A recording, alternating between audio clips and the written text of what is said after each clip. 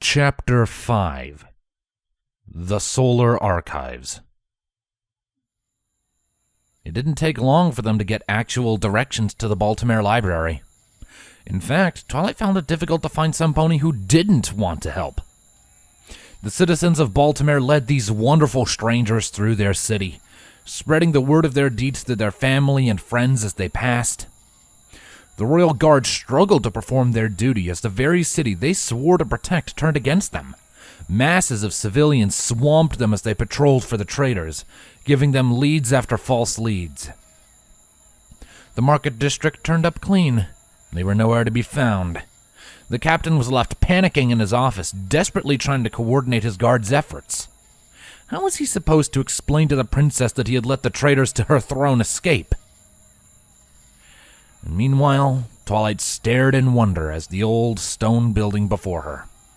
Twin marble manticores stood guard at the base of the stone steps leading to the entrance. She waved farewell to the ponies that had led her here, and eagerly trotted up the stairs, Solaire tailing behind with an amused smile hidden behind his helmet. Twilight impatiently trotted in place, beaming at Solaire and internally holding back a squeal of delight. She couldn't believe it. She made it. She really, truly made it. Behind these doors held the key to their salvation, or rather the knowledge of where to find or use it. The morning sun never felt closer, and she was ready to feel its warm rays wash over the cold land once again. She took a calming breath and knocked. The doors were silent. Solaire gave the ornate doors a once-over and curiously looked to his summoner. She was still hopping excitedly on her hooves. She looked up to him with bright eyes and back to the doors expectantly. Twilight couldn't contain herself. She reached up and knocked again. The wooden doors creaked open, revealing a rather confused stallion. This is a public library, you know," the librarian pointed out. "It's open for every pony. You don't have to—" His words trailed as he stared at the giant slack-jawed. By the stars, they'd found him. The door slammed in the warriors' faces, opening slightly once more for a hoof to hang a small sign on its handle before slamming again. Solaire knelt down, examining the small print. Closed. "Closed for the night!" the stallion shouted through the doors. "No more visitors. Sorry for the inconveniences." "Well," Solaire said cautiously, "that was unexpected." Twilight stared blankly at the door where the familiar stallion had been. "Tails?" she asked absently. She knocked on the door and called slightly louder. "Uncle Tails?" The stallion's ears perked up on the other side of the door to the familiar name. He slowly dropped down onto all fours, having braced his back against the door after he slammed it. The door opened just enough for his eye to peer out, and he focused not on the giant this time, but the mare accompanying him. "Twilight?" Tails whispered. He opened the door wider, confirming his hopes. "Twilight Sparkle." Twilight sprung forward, sporting a wide grin, and tackled the stallion into a hug. "Uncle Tails!" Solaire chuckled as the stallion slowly came back to his senses, brushing his disheveled forelocks to the side and wrapping a hoof around Twilight. A warm, fuzzy feeling bubbled inside as the two reconnected. It must have felt marvelous to find a familiar face on such a long, lonely journey. His summoner eventually let go and looked to him with bright eyes. "This is Tall Tails," she explained giddily. "He's a good friend of my dad's. They helped gather all of the books for the Baltimore Library." She cut herself off with a gasp and stared at her pseudo-uncle in wonder. "And now you're in charge of the secret archives?" She squealed, her hooves trotting excitedly in place. Tails covered Twilight's mouth with a hoof, and his eyes darted suspiciously across the empty street. "It's not going to stay a secret for long if you shout it like that," he pointed out, withdrawing back into the library. He checked inside and motioned them to follow. "Come on, we can talk in my office." Sorry about the whole slamming the door in your face thing, he apologized as they followed close in tow. Thought you were somebody else. You have to understand, my job requires me to be a little paranoid with unfamiliar faces. He gave a content chuckle. You can only imagine how relieving it is to see yours, Twilight. He turned to face her, only to find that she had paused halfway to gawk at the atrium. Her eyes widened, trying to take it all in, and glee sparkled inside. There were so many books, all arranged beautifully in stories upon stories of towering shelves. She wondered what it would be like to live here. She could read for months on end and only have read the tiniest fraction of knowledge stored here. Her heart fluttered. Maybe once this was all over, she could ask Tails for an internship. Better yet, maybe even a full-time job. Solaire boomed with laughter and shook his head, returning to his companion's side. Come now, Twilight. You can marvel at the tomes another time, he reminded her. For now, we still have a quest to complete. Twilight finally convinced herself to tear her eyes away, and Solaire felt his heart melt as the wonder still danced inside. We're taking some for the trip, she said, and it was not a request, but a fact. Solaire could only chuckle, his eyes smiling in agreement. They found Tails in his office at the front corner of the library. He sat patiently at his desk for his guests, placing a pair of half-moon spectacles over his eyes. So, he smiled as they entered, to what do I owe the pleasure of this surprise visit? We are looking for a book, Twilight said simply, grinning from ear to ear as she took her seat. Solaire opted to sit cross-legged next to her. Tails let out a small snicker. Well, you certainly came a long way to check one out, he joked. Although I guess your local library wouldn't do. Do you have the title? Equestrian Artifacts and Actualities, Twilight announced proudly, and anything else you might have on the elements of harmony. Tails' ears perked up as a peculiar sense of déjà vu took him over. Why did that sound so familiar? The name sounds familiar, he admitted, frowning in thought. He rose from his desk and inspected the bookshelf lining the back wall, running his hoof over the spines of books searchingly. I'll have to check the catalog. Would you mind closing the blinds? This'll only take a moment. Finding his prize, he pulled against a larger book. It tilted back, halfway to falling before the mechanism caught it. Twilight stared with wide eyes as the bookshelf shuddered and moved, retreating further into the wall before sliding to hide behind the shelf next to it. Tall Tails disappeared into the narrow tunnel, a small candle his only source of illumination. Twilight and Solaire sat patiently for his return, the former unable to contain her giddiness. After a few minutes, a warm light glowed in the tunnel, and Tall Tails emerged, balancing a heavy tome on his head. I knew that name sounded familiar, he announced as he slid the book off of his mane and onto the desk. He flipped through the pages, as if scanning each line until it found its target. There! Equestrian Artifacts and Actualities. A small frown cut off his excitement. Unfortunately, we don't currently have it. It's been checked out by One Evening Twinkle. Twilight cut him off with a gasp. Evening Twinkle? The Evening Twinkle? She looked to Solaire in awe.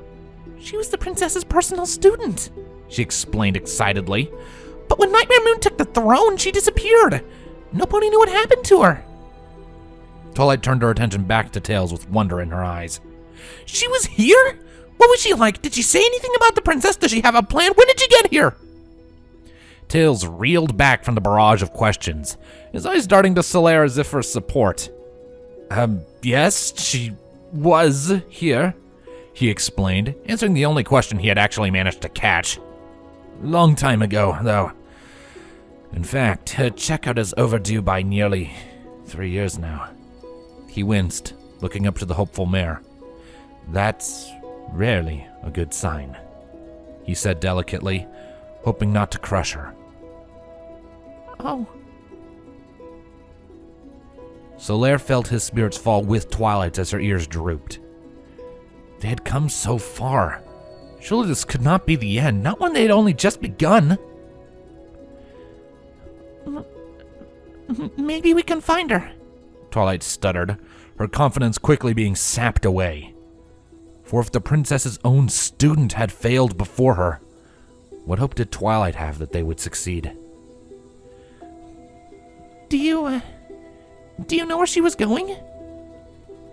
Tails bit his lip hesitantly and shook his head. I'm not supposed to give any information about my customers, he said quietly. I technically shouldn't have even told you her name, but... He sucked in a breath and slowly let it out. Considering the gravity of this situation, and the fact that your father has helped our cause so much, I might break the rules, just this once. She checked a lot of books out of the archives for special research. She also seemed very curious about these elements of harmony. Perhaps you two will be able to help each other. After all, you two have apparently made a name for yourselves, warriors of sunlight, he added with a smile. He closed the catalog with finality, and his smile disappeared as he lowered his voice. She was last heading for Manehattan, he whispered. She insisted on keeping the books with her. I told her to keep me updated if her plans changed, but I haven't heard from her since she first arrived 3 years ago. It's a stretch, but that might be your best bet if you plan on finding her. Twilight sighed in relief. Thanks, Uncle Tails. You have no idea what this means for us. Any time, Twilight, he smiled. Twilight's heart froze at the sound of her old nickname. As Tails reached a hoof out over the table, she numbly leaned forward, pressing a smile as they shared a quick, parting hug. No pony had called her that in a long time. The last one to do that was her, "Is there anything else I can do for you while you're here?" Tails asked hopefully as they broke off. "You both must be exhausted from the trip. I can set some beds in the archives if you want to stay." "I believe that is Twilight's decision," Solaire pointed out warmly. He had noticed her stiffen. It was odd. Simple words could sometimes take her to another world. He found it was not in his place to ask. If she ever wished to talk, he would always be open to her. Although, at times, he found that she needed a gentle nudge to bring her back. After all, she is the lead in this campaign of ours. "I always knew she had it in her," Tails said proudly. Twilight blinked, remembering where she was and giving a more genuine smile. Well, thanks for the offer, but we really need to keep moving, she explained heavy-heartedly. Her eyes flickered to Solaire empathetically, knowing he surely wanted to rest after such a long journey as well. We figured out it isn't safe for us to stay in one place for too long. You've done more than enough already, though. But are you sure there's nothing more I could do? He pressed. He looked around his office and gave a sad, half-hearted laugh. I'm just so confined in these walls all the time. I used to travel the world, and now I'm tied down to protecting this archive. Everything I know of what's going on outside is what I read in the papers. I can't leave and risk every pony's work, but I still want to help the cause, to feel like I'm actually making a difference for once. Please, there has to be something. Twilight inwardly winced. For him, of all ponies, being trapped in one place must have felt like torture. She wished she could help. An idea finally struck her, though. A problem that needed fixing for a long time now. And what better place than the Solar Age archives? Actually, I think there might be something after all, she thought out loud, tapping her chin with a hoof. She looked to Tails, a curious spark dancing in her eyes. I don't suppose you have any books on combat magic?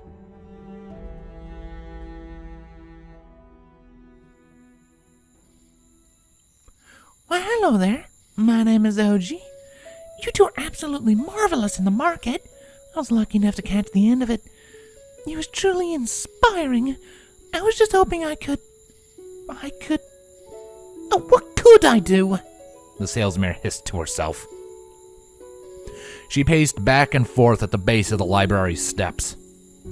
The warriors were still in there, of that she was sure. She had nearly followed in after them, but as she reached those large doors, something horrible dawned on her. She didn't know what to say. She wanted to help them, though she didn't know how. While the citizens of Baltimore revolted against the guard, the salesmare found she couldn't join them. True, she had struck down Night Owl, but that she blamed on 3 years of pent-up frustration towards him.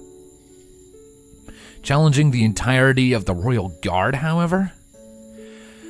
Oh no, her auntie and uncle would not approve of that sort of behavior. It was unladylike to fight. She had their image to uphold. Whether one side won or the other, and she knew they would never want her to cause any trouble. At least, not any more than she had already caused. She could invite them to her home for a meal. No, that wouldn't do. Apart from her cooking, her trailer was not exactly a 5-star hotel. She could make them something for the road? How would they carry it? Their saddlebags looked full enough as they were. She grunted in frustration. Why did this have to be so difficult? Thanks again, Uncle Tails. The salesmare's ears perked up, and her attention was drawn to the library doors where the warriors were making their exit. The unicorn waved at the librarian, and the giant stood patiently a few steps down, bringing them closer to eye level. The salesmare needed to think fast if she wanted to show her appreciation. As they finished their farewells, the unicorn caught up to the giant, and they began their descent to the salesmare. All right, Manehattan is going to be a pretty far out of the way, she overheard the unicorn explain. Should be another week's walk north. If everything goes well, and that's if we don't make any stops. Oh, excuse me. Twilight chuckled apologetically as she nearly ran into the only other mare standing there, absolutely still on the sidewalk. Solaire gave a hearty laugh and turned to the poor mare. Forgive us, our minds were elsewhere, he said sincerely. The salesman was taken aback at his gentle voice. Given his display, she had expected him to sound much more brutish. I do hope we didn't cause you any trouble. Come now, Twilight. Our journey awaits us. Did you say you were going to Manehattan? The two warriors stopped in their tracks, turning back to the mare. Maybe, Twilight stated carefully. Why do you ask? The salesmare shook her head. These may very well have been the warriors she had heard rumors of, but it was just the two of them, not the army the rumors had mentioned. They wouldn't stand a chance. You can't, she said quickly. It's too dangerous there, even for you. Do not fret, little pony, Solaire chuckled warmly. We are more than capable of handling ourselves. Why, we've traveled far for the last 2 weeks on our own. Another week north won't be too burdensome. Twilight eyed the salesman more curiously. There was a tremor in the stranger's voice, albeit small. What do you mean? She pressed. I'm not allowed to say, she admitted, shrinking back slightly. The salesmare felt her muzzle scrunch. If she told the truth, the guard would have her tried for treason, perhaps even send her back to Manehattan. But she couldn't lie to them, not after all they had done for every pony. The salesmare gulped down her fear, building her courage. But die with it. She took a deep breath as if it would be her last.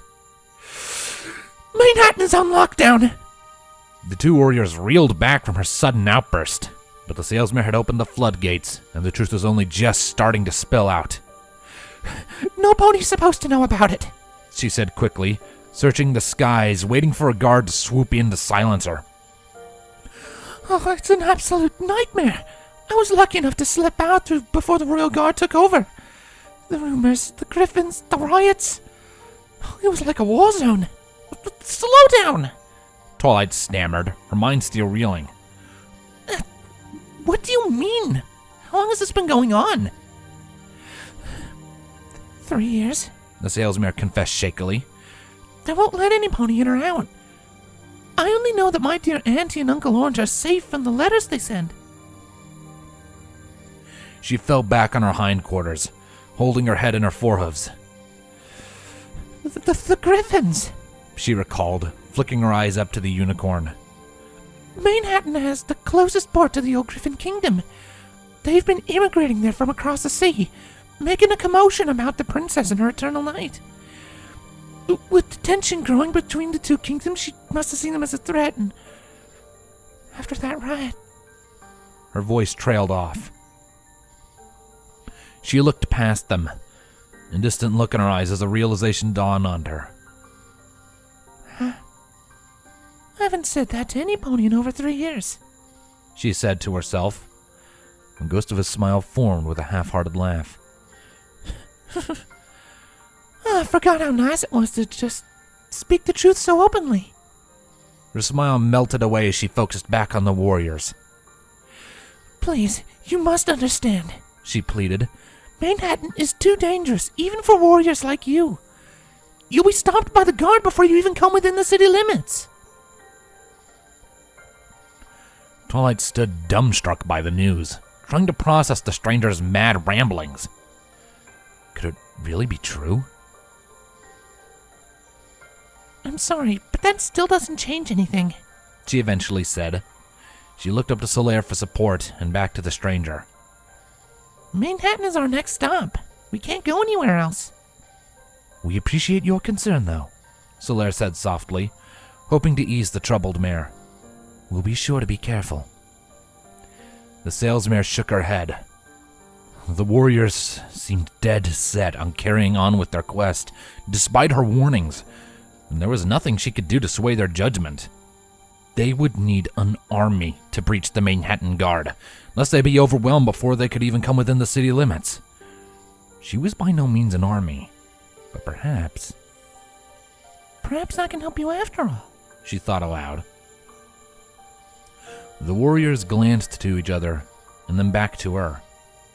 What do you mean? Twilight asked curiously. I think I can get you inside of Manehattan, the salesmare explained. I managed to slip through before the lockdown began, and the guard's been keeping an eye on me ever since. Excitement sparked in her eyes as her plan took form. You can hide in my trailer as I take you there. I can send a letter in advance to my aunt and uncle. The guard never hid the fact that they look through my mail before I receive it. I'm sure they check whatever letters I send back, so it won't be too much of a surprise. Wait, Twilight interrupted her. Are you sure you want to do this? We don't exactly live a glamorous life. You'll be branded a traitor if you help us. The salesmare hesitated, but gave a small nod. I'm sure. You two have put so much on the line to help us.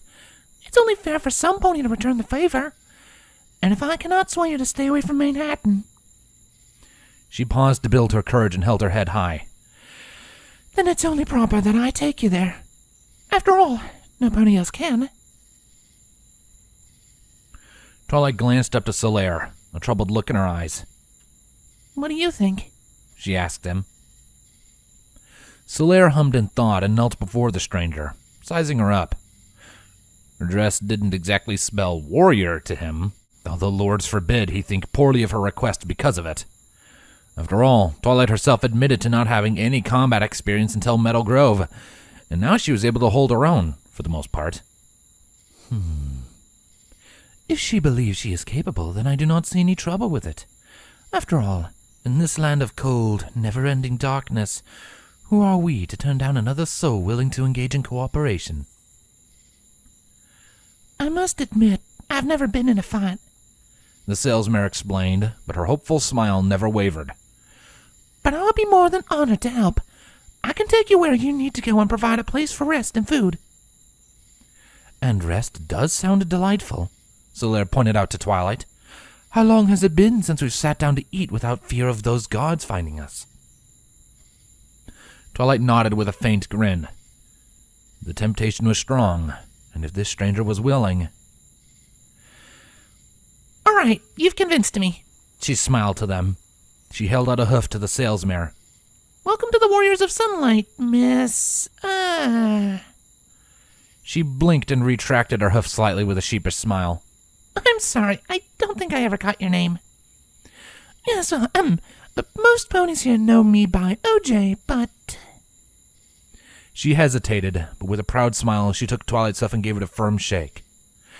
Please, call me Applejack. Pleasure to meet you, Applejack. Twilight Sparkle. Twilight nodded. And I'm Solaire of Astora, Solaire greeted warmly, giving the mare a small bow. Applejack returned with a curtsy and giggled lightly. Charmed. I feel this is the beginning of a wonderful journey. Solaire smiled, rising back to his feet. But now we really do need to be moving, Twilight reminded him. She gave an apologetic smile to Applejack. Sorry, you'll learn soon enough that it's best if we keep moving. Last chance to back out? Nonsense, darling, Applejack waved. I won't hear another word of it. I'll take you to Manehattan and wherever else you need. You can count on me. The answer pleased her new companions, and without wasting another moment, she trotted past them. Come along now. Dears, the walk to my trailer isn't too dreadful, but we have to get you out of the open as soon as we can. Twilight and Solaire looked to each other and smiled, and quickly caught up with their new companion. While we're on the way, maybe we can hash out this plan of yours, Twilight offered as she trotted up to Applejack. The once sales mare smiled in return, as they began to discuss the finer details of sneaking into Manehattan. Solaire stayed a close pace behind, a warmth bubbling in his heart at the sight of the two mares cooperating. It warmed his soul to see their party expanding, and he hoped that this new addition wouldn't be the last.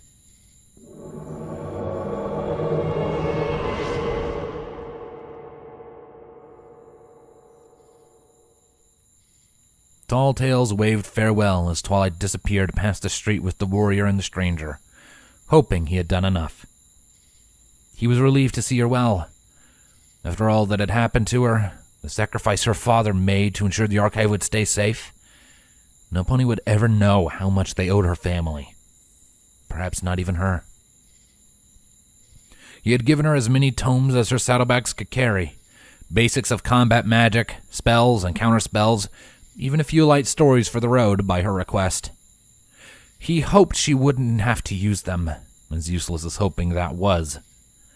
It was going to be a long, arduous road for her, and he was just thankful that she had found a friend for her company along it. Uncle Tails, eh? Tails froze as the voice sneered behind him. He dared to look back, and his heart nearly leapt from his chest. A thestral in lunar armor landed on the steps of the library, his armored hooves clinking against the stone. His cold, blue eyes pierced through Tails, and he felt his heart filling with dread. Night Owl looked past the librarian and down the street where the salesman and the traders had disappeared. How that mare had cannons for hind legs, he'd never know. A part of him kicked himself for letting her walk away, but he promised himself he would share with her his peace of mind another day. For now, he had more alluring prey to deal with. Didn't know the traders had relatives here, he continued with a devilish sneer. What interesting ties you have, librarian. Telltale stammered. I can explain. The guard cut him off, raising a hoof. Tails didn't dare utter another word. This one seemed tense. I've had a very, very long moon tonight, Night Owl explained through a sarcastic smile. I'm not in the mood for any stories, librarian. All I know is that I just saw the traders walk out your doors with very full saddlebags. Much larger than I remembered them earlier. Books! Tails yelped. He strained to keep his nervous shudder under control and tried to sport his best poker face. Unfortunately, he was always terrible at poker. They just dropped in, asking for some books for the road. He gave a nervous chuckle. I guess even dastardly traders can enjoy a good read every once in a while. I thought I said I didn't want to hear any... Night Owl cut himself off as something came loose in his mouth. His tongue danced around the foreign yet familiar object before spitting it out. The fang clattered against the stone steps, and the two stallions eyed it curiously. The lunar guard was the first to look up, sporting a forced, broken smile. Oh, how he was going to make that salesmare pay. The way I see it, either one of two things happened, Night Owl explained. Either the terrorists held you against your will and stole your books, or you willingly helped traitors to the throne. He strode closer to the librarian, who took a few uneasy steps back. And given your heartfelt goodbyes and your apparent relationship with one of them, I can't help but be a little swayed, he hissed. He paused as he was right on top of the stallion and casually glanced at the library next to him. It really makes you wonder why they came to this library, as opposed to all the others that were closer to the marketplace, he thought aloud, his sly smile never wavering. And just for a few... what was it you said? A few good reads for the road. Tall Tales tried to speak, but his mouth was immediately plugged before he could so much as let out a squeak. The lunar guard looked back to him with his cold, slitted eyes. No, he smiled. No stories. I'm not in the mood. But I know some pony who might be. Tails' heart froze as the guard grabbed him by the hoof and gave him a wolf's grin. You're coming with me. I'm sure the princess would love to hear your story, librarian.